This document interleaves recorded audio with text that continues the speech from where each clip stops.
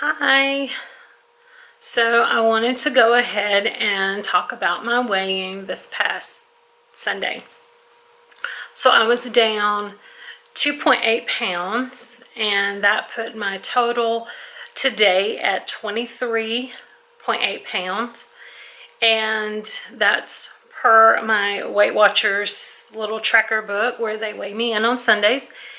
And per the tape measure, I am actually down just about 18 inches. So progress is going well, but I really just kind of wanted to talk about two things that happened this week. I should be really proud of myself. I'm down 23 pounds and almost 18 inches, and I should be really damn proud of how hard I'm working. But two things that happened this week, neither one were related, but they really made me stop and take inventory of where I'm still at mentally in this weight loss journey process. So the first thing is, last week I started the 21-day fix. I have Beachbody on demand, and so I started the workouts on a week ago this past Monday.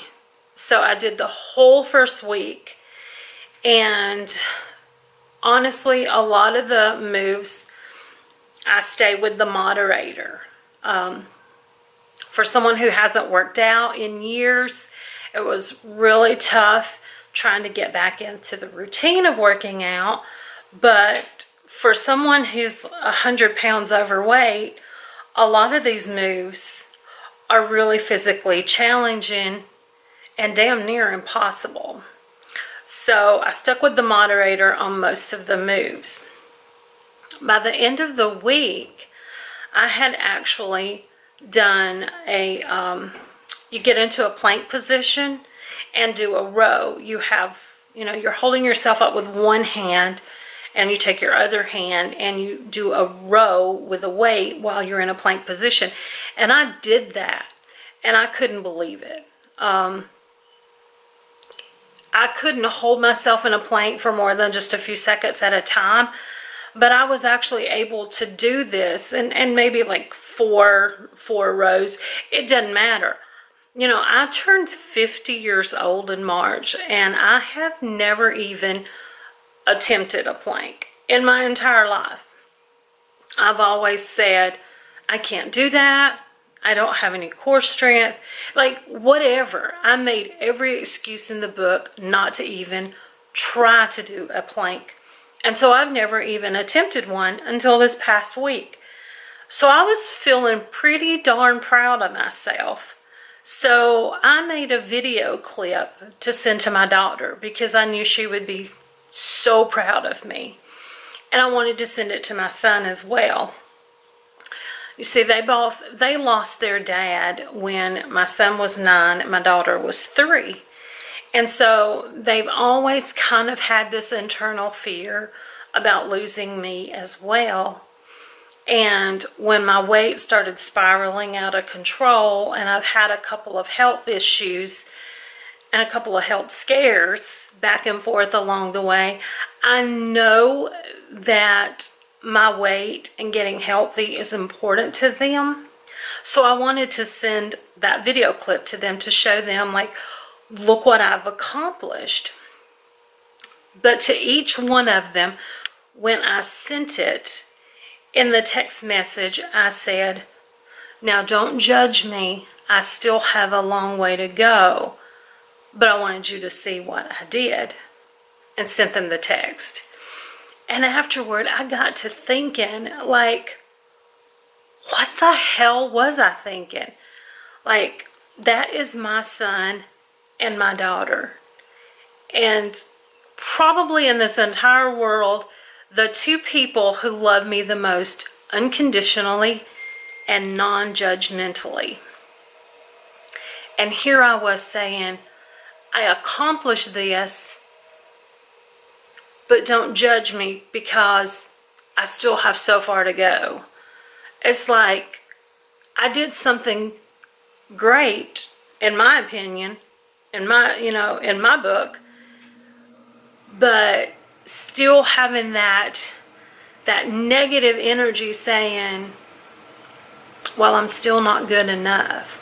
I'm not skinny yet, or I can't hold a plank for a minute yet. So I did something, but it's just a little something. It wasn't a lot of something. And I felt like that was so stupid, like they were just so proud that I could actually do it. They didn't care if I couldn't hold it for 20 minutes. And they didn't care if I've only lost 23 pounds and not 100. They're proud for the 23 that I have lost. So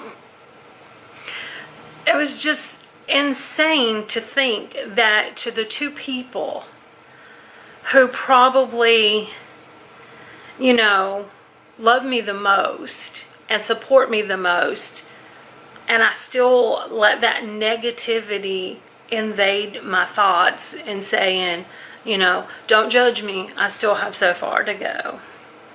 So that was the first thing. The second thing was the reality of just how much weight I've gained hit me this week as well.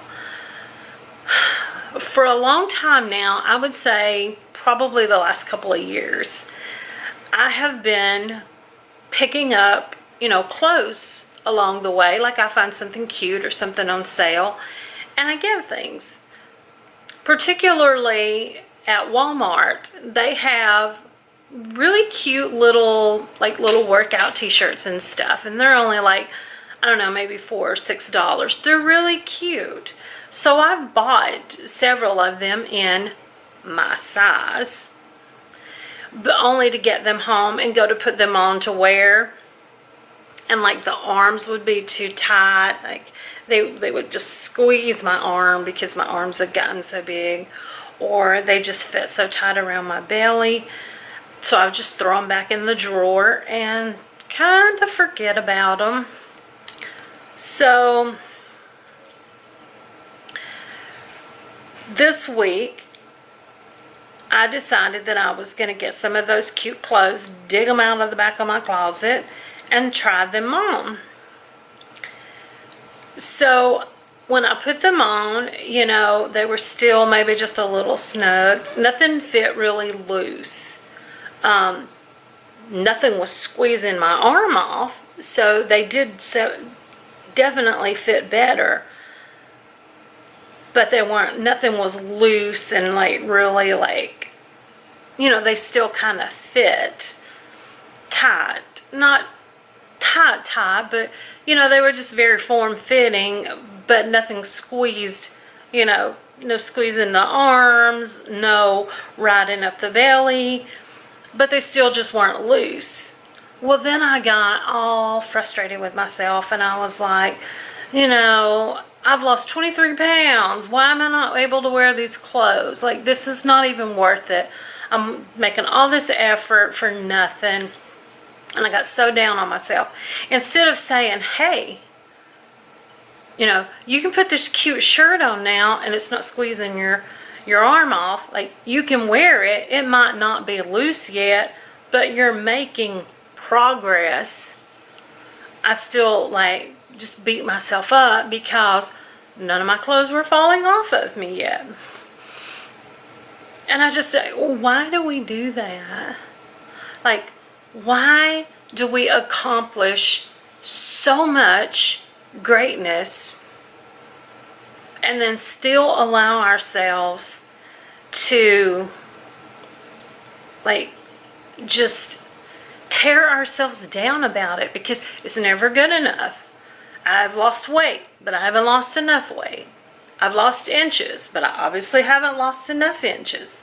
I can wear these clothes that were too little for me 6 months ago, but they're not loose on me. They're not falling off of me. So, I can't really wear them yet. And it's like, why the hell do we beat ourselves up? Like, our children. Our children walk, they take their first steps, and we celebrate that. We take pictures, You know, we post it on social media now. Obviously, there was no social media when my children took their first steps, but that's a big thing that people do now. You know, you celebrate, you write in their baby book. It's a big deal. They bring home a little handmade Christmas craft from school. You put it on the refrigerator, or you save it, and year after year you hang it on the tree. You're so proud of the little things that they accomplished. Even if it's a little ice cream stick, reindeer, pine cone craft from school. It's treasured because it's something that they did. It's something they accomplished.